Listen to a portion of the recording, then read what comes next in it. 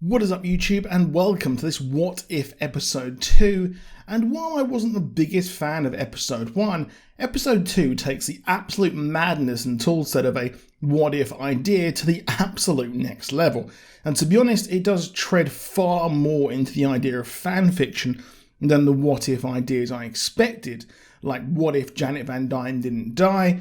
Instead of here, we get the idea, what if T'Challa was taken by the Ravagers?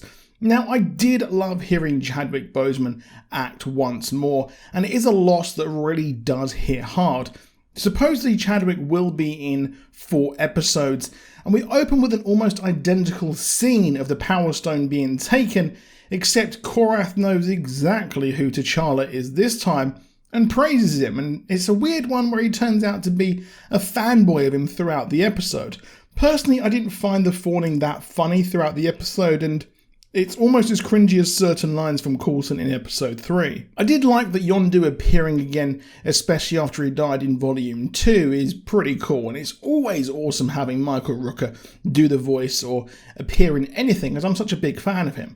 When I watched Guardians for the first time, I always thought that Quill's early days with the Ravagers would have been a great watch, and it seems like there's no friction between this Star-Lord and this Yondu, as they are a team. Now, T'Challa was taken by Kraglin and Taserface by mistake, and I imagine that this would mean that Yondu maybe wasn't excommunicated, as T'Challa wanted to stay with them. I do wonder if Stacker did kind of make him not a Ravager anymore, and if I if I missed anything about that, let me know. I do find it so weird that they would mistake Wakanda for America though, and it just seems a bit too far-fetched, which I know is a very silly thing to say, but in a present day they do arrive at a nightclub. They swap war stories and T'Challa has convinced Thanos to join them, and they joke how really Thanos' plan was straight up genocide. Personally, I don't really like the idea of Thanos being reduced to a joke like this. Maybe I would if the joke was funny, and the fact that this is supposed to be canon and moving forward, it just didn't sit that right with me, but I'm sure a few people got a laugh out of it. Now, this is essentially a heist movie, and Drax is a barman and Nebula is the lady they go to for the actual heist, or at least she came to him. Now, T'Challa thought about returning, but Yondu has lied about the planet being destroyed, which is a source for friction later in the episode. Now, Nebula has an Ocean's 11 heist for the Embers of Genesis. They want to steal it from the Collector, who is a obviously supremely powerful being, but he's been mugged off twice in the MCU. I always wanted more from that character, but we were starving up until now, and I think that the Collector looked really, really cool in this episode. T'Challa is a force for good and convinces Yondu in joining him and complete their plan to make a better universe. Now, if they leaned into that with Thanos basically saying, I joined him because he convinced me that wiping out half the population just didn't work, and that, well, it's better off just to make use of what they've got, well, I would have accepted that a bit more, but Thanos being a Ravager is just weird. The coolest part of the episode for me is that the Black Order are the hired muscle for the Collector. Of course, in the Infinity War movie, they were named the children of Thanos because they worked with Thanos, and he was like a cult-like leader with his crazy plans, but without him here, they are simply the Black Order, and they are some of the coolest things, I think. I think it was very, very underserved in Infinity War, but I'm not going to make that as a criticism because, well, that movie had so much going on. We see the collection with some very, very cool things, including the return of Cosmo the space dog, a talking dog that did join the Guardians in the comics. The Dark Elf from the movie is there as well. And finally, after all this time, Howard the Duck does something other than drink booze. I'm sure there are some other Easter eggs as well, but I couldn't quite make them out, so feel free to drop them down in the comics.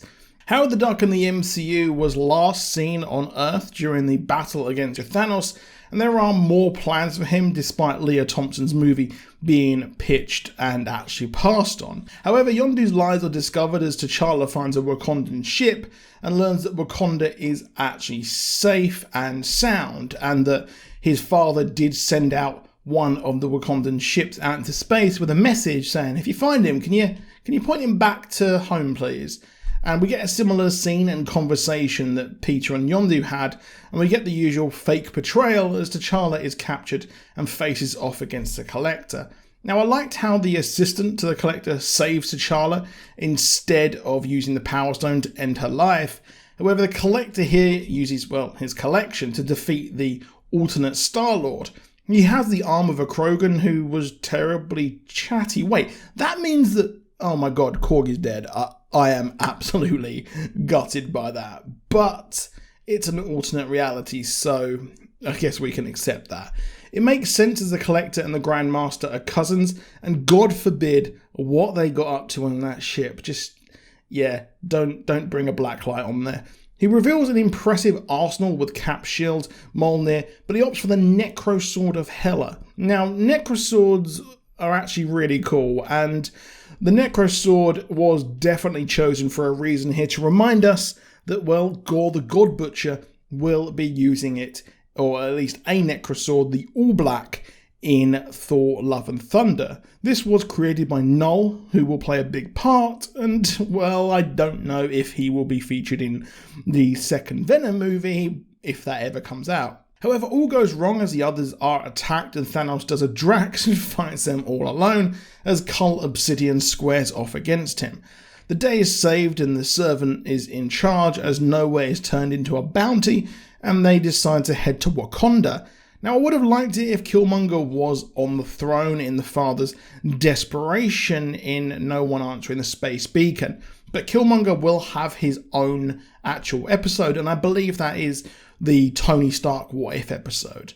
However, this is a tease that reminds me of the intergalactic space empire of Wakanda, first introduced in Marvel Legacy #1, and could be a setup for maybe the future of the Black Panther franchise. I also like how Kraglin actually said jump points make your face warpy, like he did in Volume 2. However, what of Star-Lord? Or at least Peter Quill. Well, he's working at the Dairy Queen where his dad planted the seed with his mum, and he goes there to consume Star-Lord, possibly to gain his full power like he wanted it in Volume 2, but it's unclear where that's going to go. I think the idea that it's left on a cliffhanger means that we're going to see more of these connect as things go on.